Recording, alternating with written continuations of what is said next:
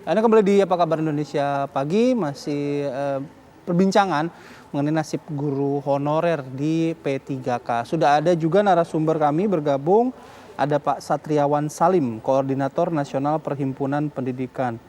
Selamat pagi Pak Satriawan. Selamat pagi Mas Bayu, Mbak Maria. Assalamualaikum warahmatullahi wabarakatuh. Waalaikumsalam warahmatullahi wabarakatuh. Baik. Nah Pak, kalau dalam hal ini, P2G ini mengadvokasi rekan-rekan guru honorer terutama dalam P3K ini seperti apa Pak? Karena kita tadi udah dengarkan juga curhatnya. Sudah dijawab juga sebenarnya sama Dirjen. Nah, dalam hal ini bagaimana P2G menanggapi dan juga membantu rekan-rekan guru-guru honorer ini? Ya, terima kasih Mas Bayu. Kami mengadvokasi kawan-kawan guru ya, Bu Sri kebetulan dan teman-teman yang lain. Intinya adalah gini, kita itu kebutuhan guru mengajar di sekolah negeri itu Mas, sampai 2024 ya, kita kebutuhan 1,3 juta guru. Ya, ini data dari Kemdikbud gitu ya, 1,3 juta guru. Artinya guru-guru ke depan ini yang pensiun akan banyak gitu. Nah, bayangkan teman-teman sekarang mengikuti tes P3K, mereka statusnya adalah honorer, ada yang K2, ada yang non-kategori juga, tapi intinya mereka sudah senior-senior rata-rata gitu ya. Nah, kami meminta kepada Kemdikbud, kepada Kemenpan RB, kepada BKN, satu, proposal kami adalah yang sudah mengajar misalnya lebih dari 10 tahun, ya, mereka sudah punya portofolio ya, mereka sudah punya karya, ya kenapa tidak diangkat saja gitu. Toh, di dalam Undang-Undang ASN, ya kan pasal 2, Undang-Undang nomor 5 tahun 2014, jelas bahwa manajemen ASN itu termasuk P3K di dalamnya harus berkeadilan, harus non-diskriminatif, harus mengutamakan azas kesetaraan, ya kan keadilan dan seterusnya tadi, proporsional dan seterusnya tadi. Jadi saya rasa ini opsi pertama kami, proposal kami. Jika yang pertama tidak bisa, nomor 2 misalnya teman-teman guru seperti Bu Sri ini yang sudah memiliki sertifikat pendidik tentunya tidak usah tes lagi. Ya kan karena mereka sudah memiliki karya tadi saya katakan sudah 25 tahun ya mengajar sebagai K2 gitu ya. Nah, teman-teman, ini penting juga. K2 ini sebenarnya adalah tanggung jawab negara ya, karena mereka sudah mengajar sejak sebelum 2005 dan SK mereka, data mereka juga ada di BKN. Ya kan, jadi ini produk negara loh ya, guru-guru termasuk tenaga kependidikan ya, penyuluh pertanian dan ada 3 jenis kurang lebih, termasuk tenaga kesehatan yang mereka ini kalau guru misalnya sekarang sisanya 121.954. Nah, saya rasa kekurangan guru 1,3 juta ke depan bisa tercover ya kan walaupun sedikit gitu ya dari kawan-kawan guru dan tenaga kependidikan XK2 ini 121.000 ini. Ya karena kenapa mereka tidak diangkat langsung? Karena mereka sudah memiliki tadi saya katakan portofolio dan itu juga bagian dari seleksi kan begitu. Nah, kemudian jadi yang sudah punya sertifikat pendidik, sudah mengajar lebih tadi saya katakan kayak Bu Sri 25 tahun atau yang lebih dari 10 tahun, mestinya diangkat kan gitu ya tanpa tes gitu karena mereka sudah memiliki portofolio.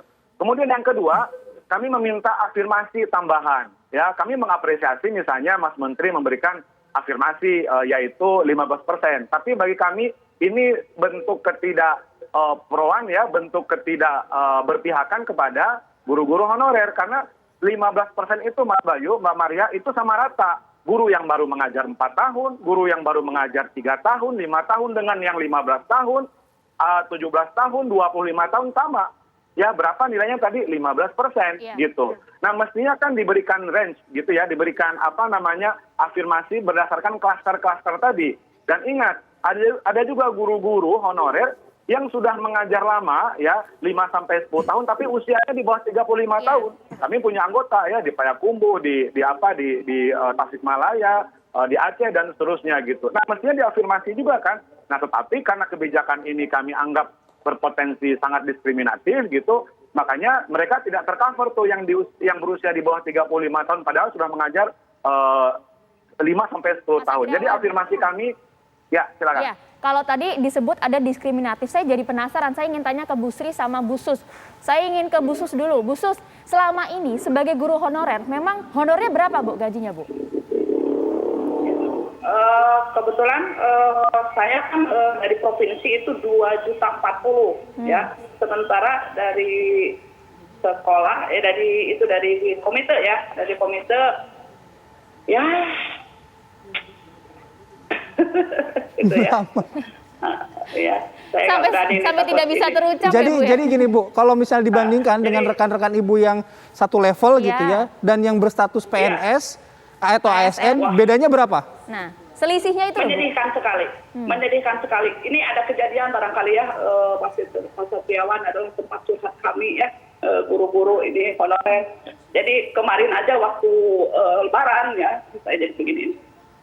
Waktu Lebaran itu kan, taruhlah kalau saya itu hanya sebagai ibu rumah tangga ya, statusnya sebagai istri. Sementara rekan-rekan kami itu ada yang jadi kepala keluarga gitu ya, honorer yang banyak yang sudah jadi kepala keluarga. Kemudian ketika Lebaran mengenai THR gitu kan, kita itu masih simpang siur apa diberi atau tidaknya gitu kan, sehingga THR itu H-1 aja masih ada yang curhat, saya sampai jadi kuli bangunan lah gitu ya, gitu karena saya belum punya daging, belum punya apa gitu, belum bisa mampu membelikan baju untuk anak-anaknya. Saya ngeri, saya nangis, saya ya Allah, gitu, sebegitunya lah nasib kami begitu. Oke, baik. Di samping kami itu ya di tempat kerja kami itu walaupun kami mampu bersaing lah kalau mengenai pengalaman ya dengan PNS yang baru setahun, 2 tahun atau 3 tahun gitu, kita mampu bersaing lah ya kalau dalam pengalaman mengajar begitu kerja. Tapi itu ya Allah gitu, kita itu dipandang sebelah mata gitu, kita minder gitu kan, kadang-kadang kita itu merasa ya tidak pede begitu aja, Oke, begitu ya intinya. Itu Ibu Sus ya. Iya. Kalau ceritanya Bu Sri gimana Bu Sri? Berapa sih Bu Sri? Karena kalau dilihat video-video yang viral itu kan ada yang gajinya 144.000, memang betul seperti itu Bu? Betul. Pertama kali saya menjadi guru honorer di SMP saya itu, gaji saya itu dihitung per jam. Per jamnya berapa Mbak? Berapa, Bu? 1.000 Mbak. Jadi 1 bulan itu hanya dikasih 24.000. Pertama kali saya menjadi honorer di situ, di Saat SMP situ. Saat ini alhamdulillah dengan berbagai macam perjuangan saya untuk bisa mendapatkan kesejahteraan dari daerah, kami dapat 1 juta. Nah, ya walaupun itu masih jauh dari cukup, apalagi Itu 1 bulan Bu? 1 bulan Mbak. Di bawah Mohon maaf. UMR jauh ya? Bu, kalau misalnya dengan rekan-rekan Ibu nih Bu, yang saya ingin komparasi ya Iya, dengan iya. yang 25 tahun juga, tapi statusnya ASN, perbedaannya berapa Bu? Tahu nggak Bu? Ya jauh lah Mbak, kalau Kisaran. dihitung besarannya ya perbedaannya jelas jauh banget. Kalau katakanlah untuk PNS minimal golongan 3A, golongan 3A 3.200.000. Sedangkan kami hanya 1 juta. Berapa perbandingannya? Iya kan? Ini 1 juta dalam beberapa tahun terakhir ini. Itu pun perlu perjuangan yang panjang yang saya sampaikan seperti itu. Jadi yang jelas mohon maaf, kenapa saya ini di jalan ini pun juga dengan tujuan bahwa saya di luar jam mengajar itu harus mencari pekerjaan, mengingat saya punya beban, anak saya masih kuliah semester 5 dengan biaya yang begitu besar. Saya harus mencari Nyambi jadi apa, Bu? tambahan di luar ini. Apa? Nyambi jadi apa Bu? Mencari tambahannya gimana Bu? Mencari tambahan di luar. Nah ini bersama teman-teman juga bagaimana kita bisa mendapatkan Oke, baik. Oh, sayang tapi sore. Baik, Ibu Sri terima kasih, Ibu Sus terima kasih, Pak Satriawan juga terima kasih informasi dan waktunya.